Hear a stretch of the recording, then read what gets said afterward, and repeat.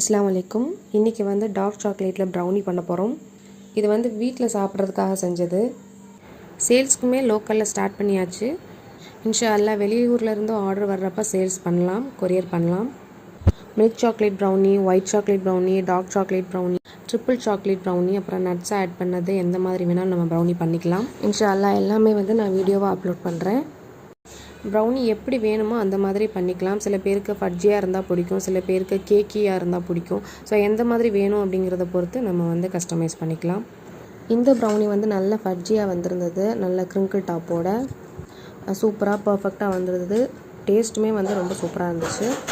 பாருங்கள், அங்கே மேலே க்ரிங்கிள் டாப் வந்து நல்லா தெரியுதுல்ல. இந்த ப்ரௌனியில் இடையில சாக்லேட்ஸோ நட்ஸோ எதுவுமே நான் வந்து ஆட் பண்ணலை. அப்போவுமே வந்து ரொம்ப சூப்பராக இருந்தது.